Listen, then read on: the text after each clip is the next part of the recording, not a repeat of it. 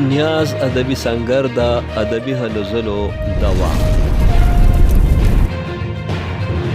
د سنګر د پخواني چیرمن لایق زاده لایق په یاد کې د لوی غونډې کولو حتمي منظور. دغه لویه غونډه به په 23 دسمبر پېښور کې کولی شي.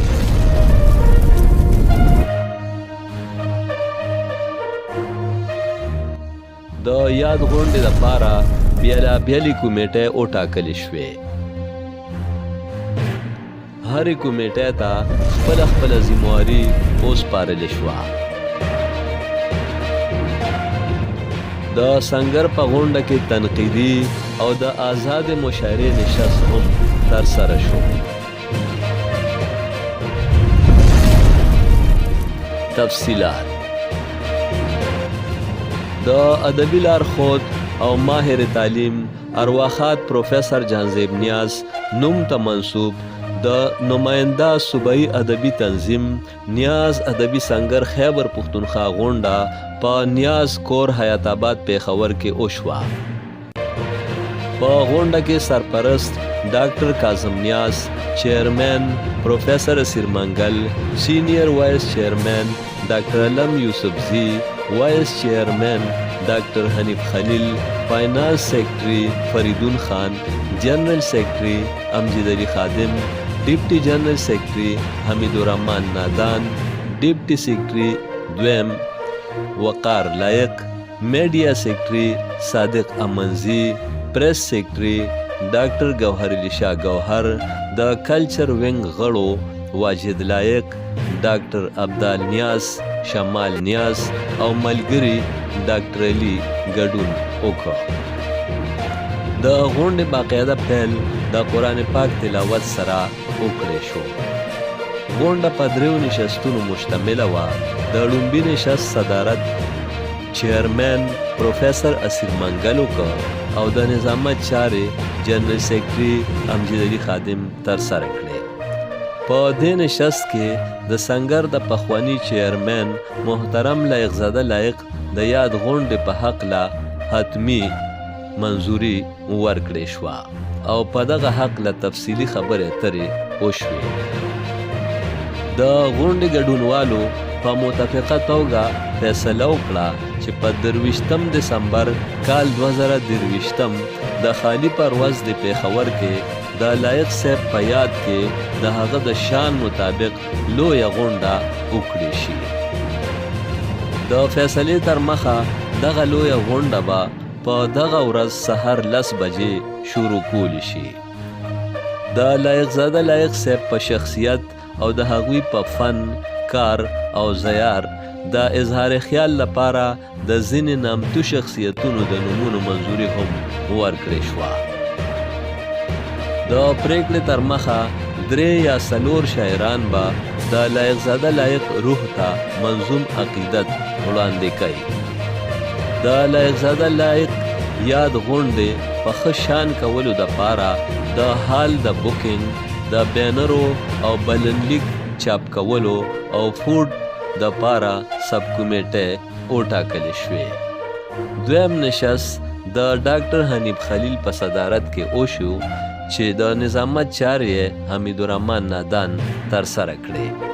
په دې نشست کې فریدون خان خپل غزل تنقید ته وړاندې کړ چې تفصیلي علمي او تنقیدي بحث پې وکړی شو او په مجموعي ډول یو ښه جدید غزل وګرځولی شو. په 3م نشست کې آزاده مشاعره وشوه چې صدارت یې ډاکټر کاظم نیاز وکړ او د نظامت چارې ډاکټر علم یوسفزي ترسره کړې. صادق امنزي، ډاکټر گوهر علي شاه گوهر، وقار لایق، حمید الرحمن نادان، امجد علي خادم، ډاکټر حنیف خلیل، فریدون خان او ډاکټر کاظم نیاز په خپل وار خپل کلام ووړول.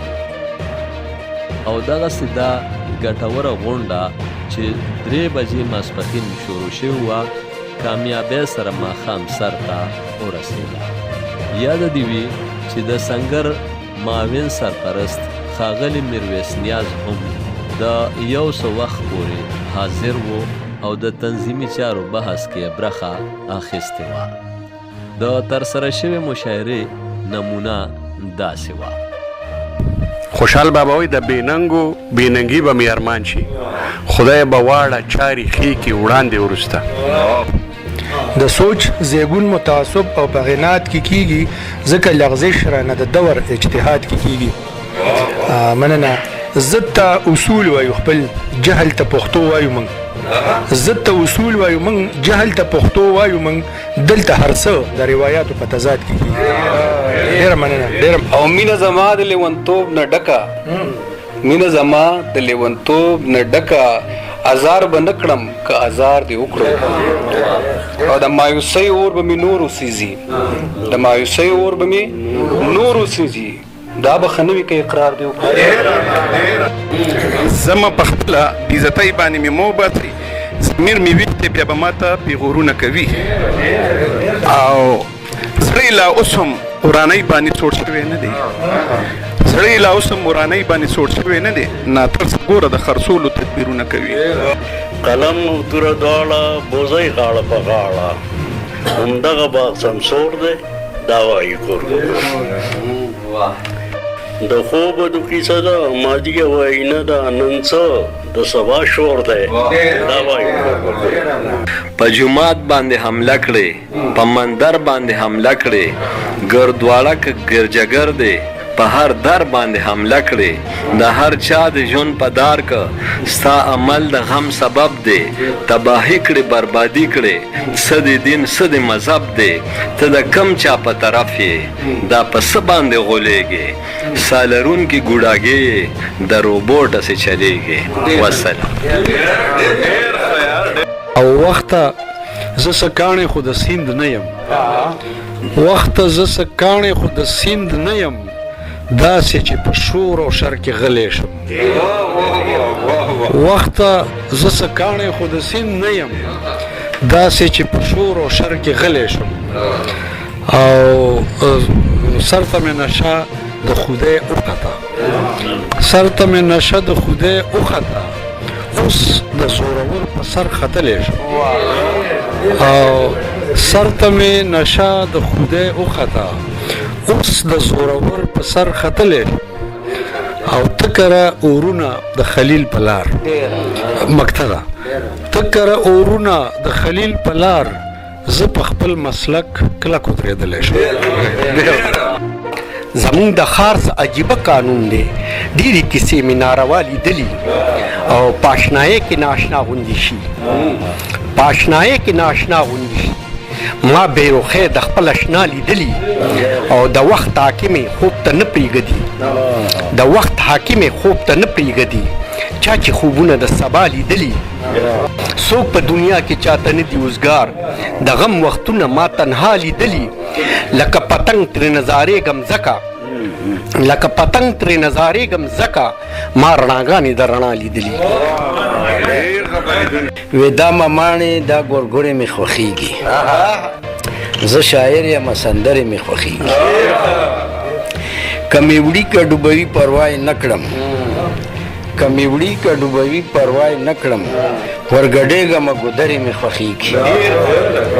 او ځکه ډېر یم کمزوری د زور نه یم، ځکه ډېر یم کمزوری د زور نه یم، د یار سترګې زورورې مې خوښېږي. او چې یو لاس کې قلم بلکې کتاب وي، چې یو لاس کې قلم بلکې کتاب وي، د ظلمو داسې لښکرې مې خوښېږي.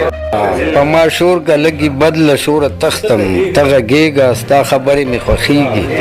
او زه په ځمکه باندې تنګ نه یم منګله، زه په ځمکه باندې تنګ نه یم منګله، خو الوت کوم وزرې مې خوښېږي.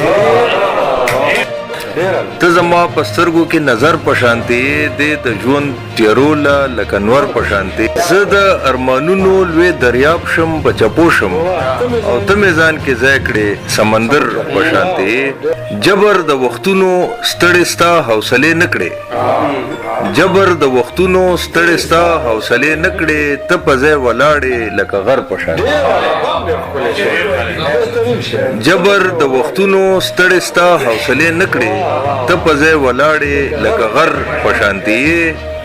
ستا د مینې یاد دی که یو خوږ د درد احساس دی ستا د مینې یاد دی که یو خوږ د درد احساس دی او ته زما په زړه کې د پرهر په شان نه لري معنی څه د ژوند ټکي بې له تا نه او ته د ژوند په ټکو زیر او زور په شان ته د ژوند په ټکو زیر او زور په شانتي یې دې د ظلمتونو مایوسو په تورو شپو کې او ته مې د امید د روڼ سحر په شان تا د پښتو پتره سره وپاللو ګرانه او ته وفادارۍ کې اشنغر په شانتي تا هم جوړ خوړلې عشق کې ډېرې دي ډغرې او ته هم د کاظم زخمي ځیګر په شان ډېره مننه دا نننۍ مشاعره په همدې پای ته رسي تر بلې مشاعرې پورې د الله په امان امجد علي خادم پښتونخوا ټي وي